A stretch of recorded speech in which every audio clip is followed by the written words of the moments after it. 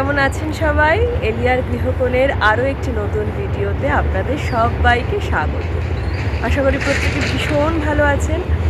আমি রয়েছি সরজু নদীর তীরে, একদম আমাদের হোটেলটা সরজু নদীর তীরে। ওই যে পেছনটাতে নদী দেখতে পাচ্ছেন, আর ট্রেন যাচ্ছে, মালগাড়ি যাচ্ছে, ওই যে হোপফুলি দেখাতে পারছি আপনাদের, ওই যে দূরে।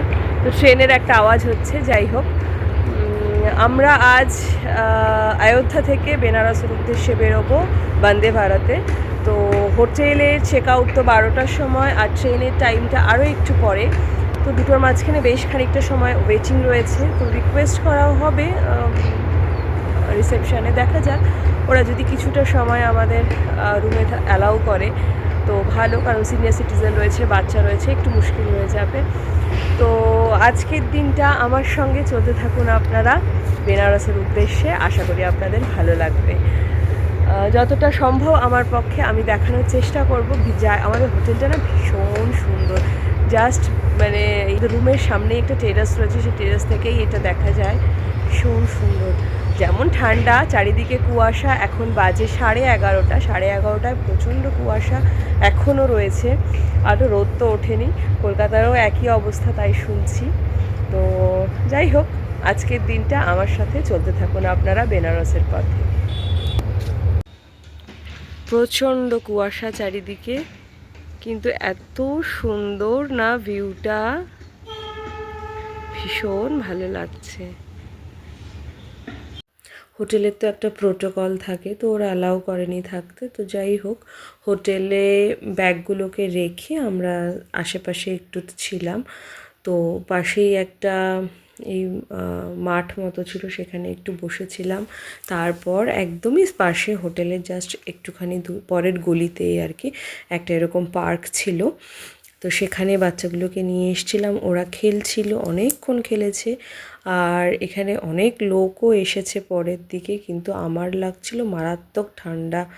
মেয়েগুলো অনেক দূরে চলে গেছে, ওই যে দেখুন কত দূর চলে গেছে।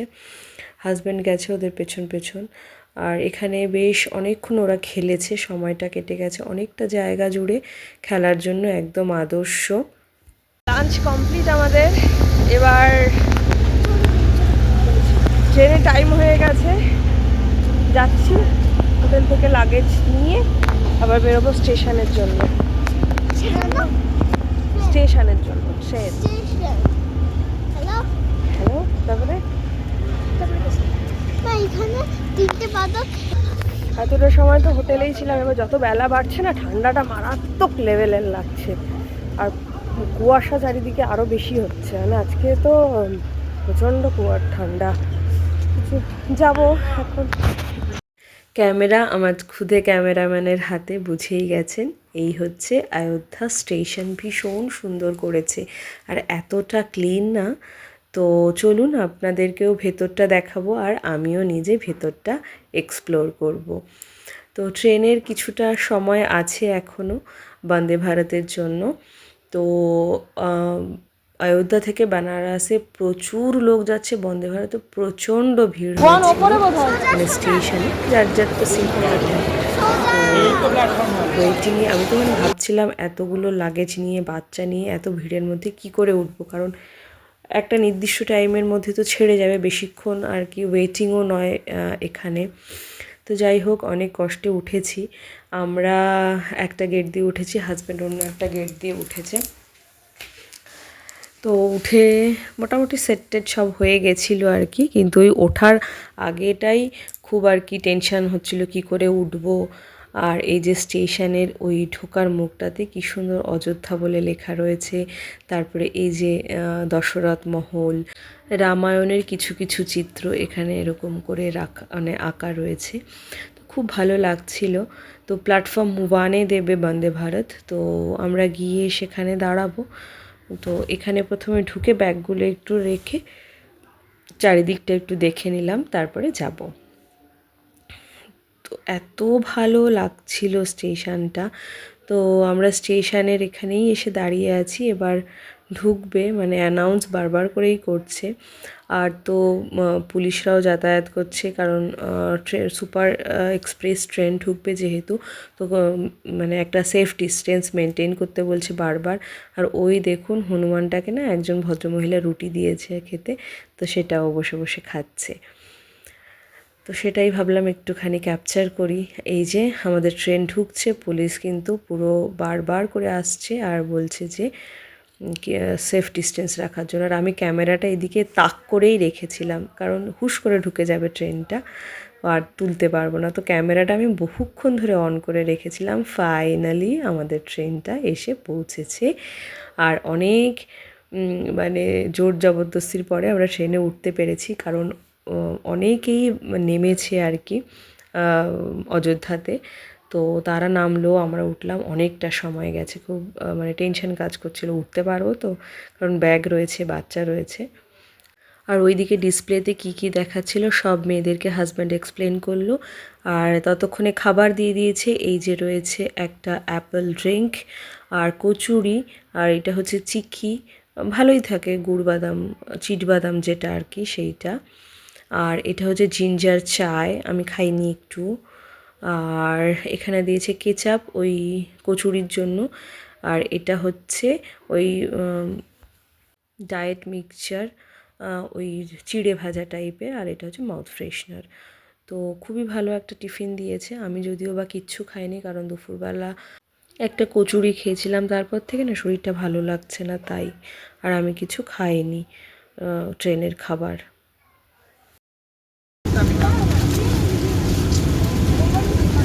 ভালো কচুরি, চিকি কেমন? জোরে কচুরি ভালো।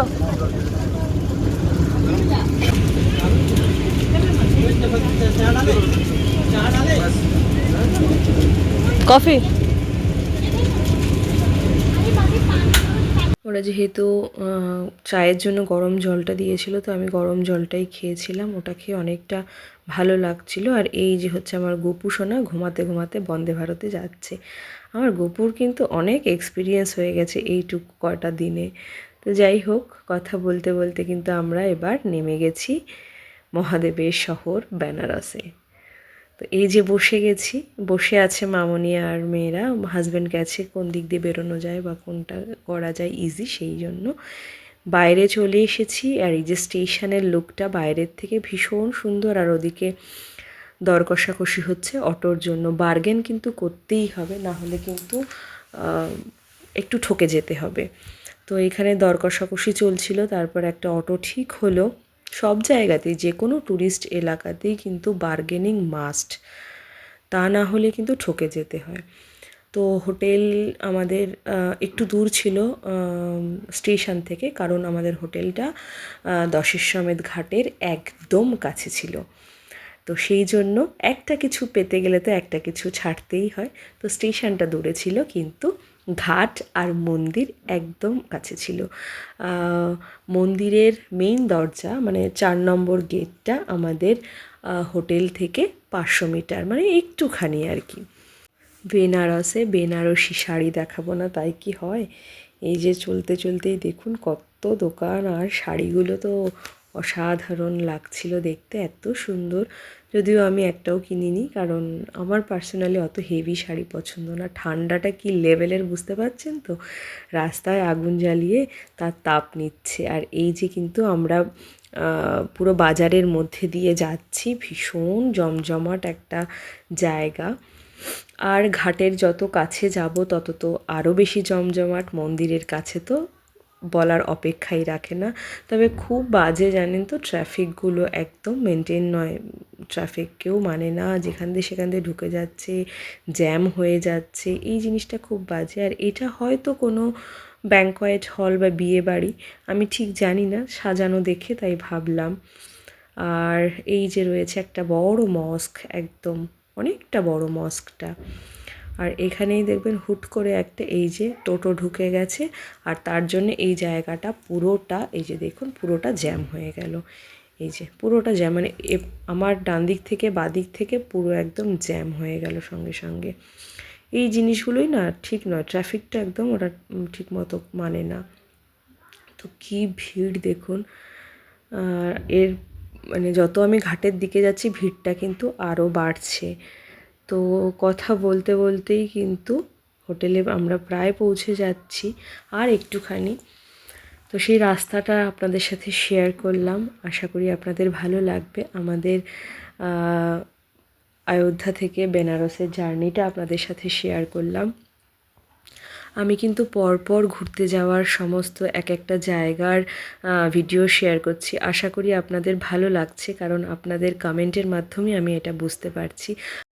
আর বাড়িতে তো থাকলে রেসিপি প্রায়ই শেয়ার করি আপনাদের সঙ্গে, তাই এখন কিন্তু পরপর কয়েকদিন শুধু ঘোরার ভিডিও দেব আর মন্দিরের ভিডিও দেব, যেহেতু আমরা ধর্মীয় স্থানে এসেছি। আমরা পৌঁছে গেছি হোটেলে। लाइट ऑन कर दीजिए और फैन ऑफ कर दीजिए। गीजर ऑन कर दे। हाँ, गीजर हीटर है क्या? रूम हीटर है? रूम हीटर नहीं, गीजर बोल रहा हूँ। रूम हीटर है। চলুন আপনাদের দেখাই আমাদের ছোট্ট বেনারসের রুমটা। তো এই হচ্ছে বেড, এই হচ্ছে আমাদের বেড, আর এইখানে রয়েছে একটা সিঙ্গেল কট, আর এই যাতে থাকে আর কি টিভি, সোফা, সেন্টার টেবিল, ওখানে একটা ক্যাবিনেট রয়েছে, আর কিছু রয়েছে এখানে ডেকোরে, ওয়াল ডেকোরের জিনিস। বাকি টুরটা আমার মেয়েরা করাচ্ছে। নিচে রয়েছে একটা মিনি ফ্রিজ, এই যে, আর ওপরে রয়েছে কফি কাউন্টার। তো আজ এই অবধি, এরপর নিয়ে আসবো কিন্তু বিশ্বনাথ দর্শন, বেনারসের ঘাট। তো অপেক্ষায় থাকুন সুন্দর আরও একটা ভিডিওর জন্য। সবাই ভালো থাকবেন, সুস্থ থাকবেন।